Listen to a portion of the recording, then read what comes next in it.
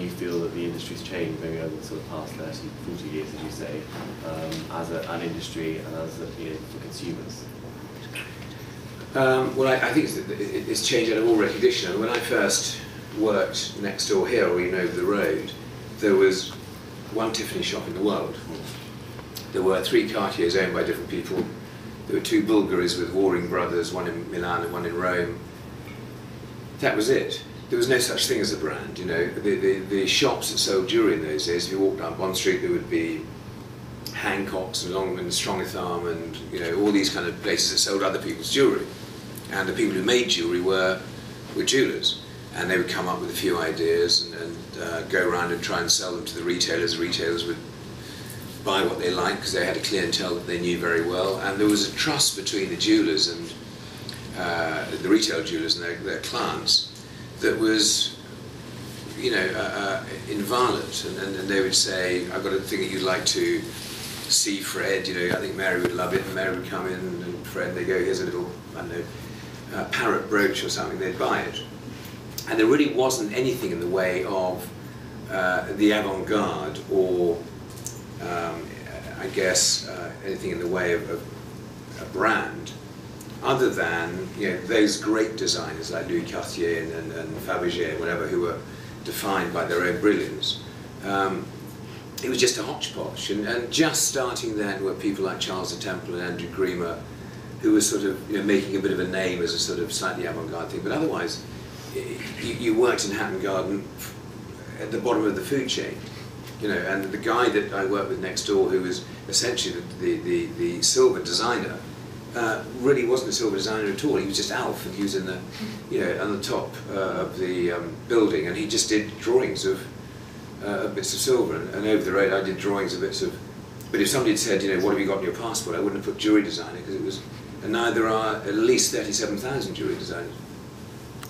Everybody I know has a daughter who's a jewellery designer, especially if it's a rock and roll. Anyway, I won't get to that. So there wasn't such a thing, you know, unless you were actually called Louis Cartier, or unless you were called Charles the Templar. Maybe there were 20 in the world that anybody had ever heard of. So there wasn't that idea of going to a shop that was defined by the person's name. So it was a completely different attitude. It was about craftsmanship, it was about having a trade, it was about being in the trade and sort of, in a way, knowing your position in it. I mean, the whole of Hatton Garden and Clerkenwell or whatever was full of guys doing these extraordinarily arcane things like, you know, blue glass liners, you know, which is their trade, that's what they did. And nowadays you try and get a blue glass liner or a cork mat to go under a silver mat or whatever it is, they don't exist. But in those days, you know, plinth makers and all the ancillary trades, incredibly self-contained, but there was no real design. It was a very English kind of thing. It was like tailors making the same suits they've been making for years. And what about then moving forward? I mean, obviously that, you know, was sort of indicating that a lot of this sort of heritage and the crafts and that sort of specialist are sort of gone. But what are the opportunities then, sort of moving forward, do you think, where we are now? Well, I think it's coming full circle. What happened was in the 70s, suddenly the great brand became the thing. You know, in high streets, everybody opened up in high streets, and suddenly you got, you know, Mr. Cartier, I guess, was the first thing. And then Bulgari started to do all these things, and all the brands started, huge amounts of money got put behind them to advertise. And they started off with doing, you know, lighters and, you know, cigarettes and sunglasses that were pretty cheap and nasty, but, you know, they hadn't really understood how to govern the idea of, you know, a brand and keep it special. But I think what happened was, you know, the emperor is wearing no clothes. There came a time when we all have to say, well, hang on, why is this luxurious? Why is this special when I can buy it in Lille Airport, or I can go to Peterborough, buy it at the High Street, and buy it in Melbourne? It's exactly the same product, made in its thousands all over the world. It just has a name on it. And suddenly people start saying, well, hang on, this isn't special at all. And vast wealth has been created in the last 10 years, and it's given people the opportunity to pick and choose. And they want to be different, they want to have unusual things. And I think what we have to do now is we have to educate people into craftsmanship again.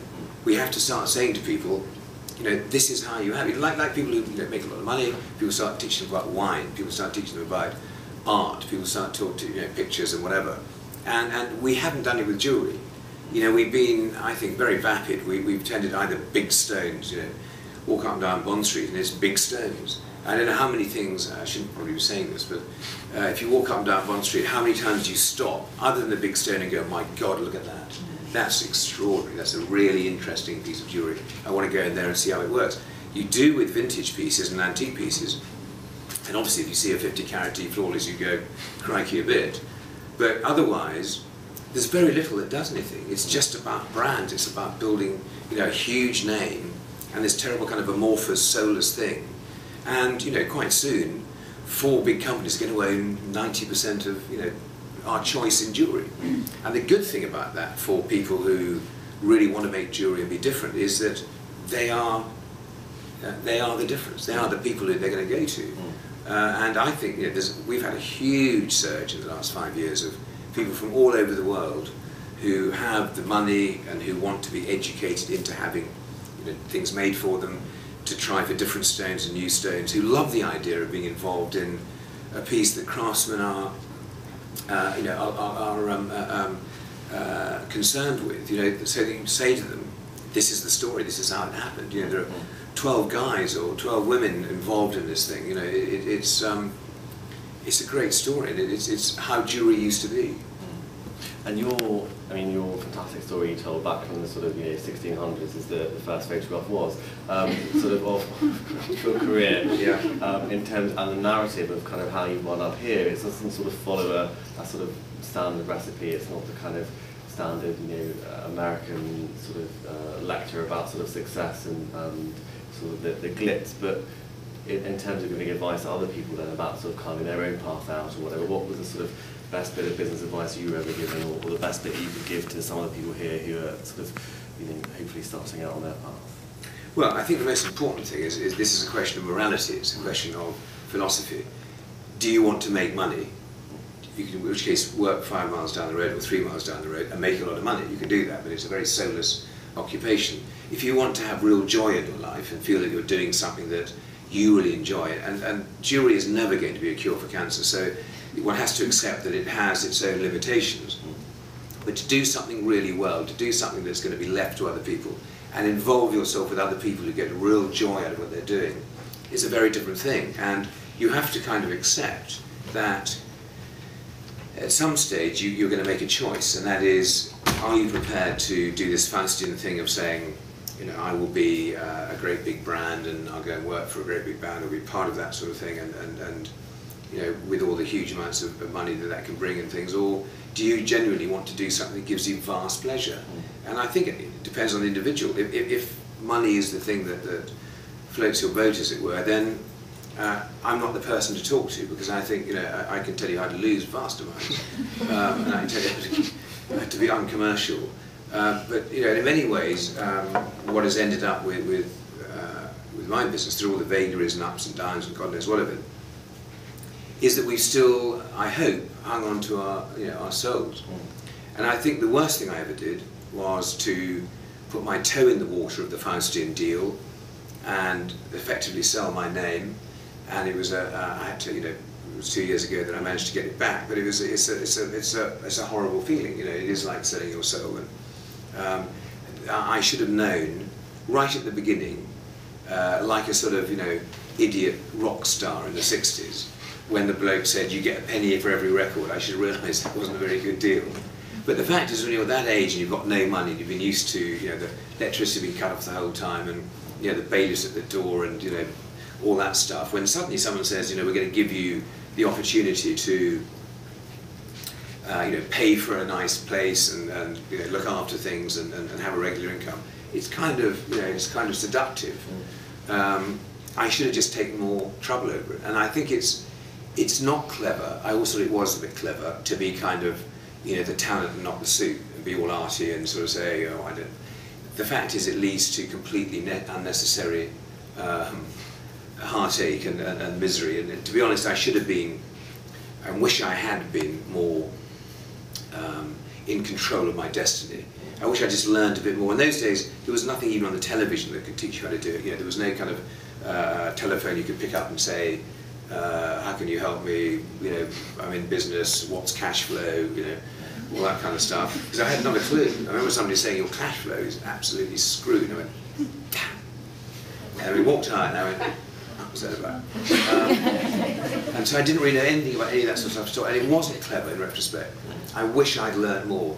And I think that the two best pieces of information I was ever given were, I think, Fritz in the very early days, saying that he wouldn't trade what he did for anything. He did it in his own time, he loved doing it, he still got a buzz out of every finished piece.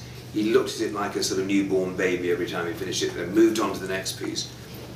And I think him saying, you know, all the joy you'll get out of designing things and watching things being made are worth all the money in the world. He was absolutely right. And somebody else who said to me, hang on to your name. Unfortunately, I didn't take either of those information, but they were very good.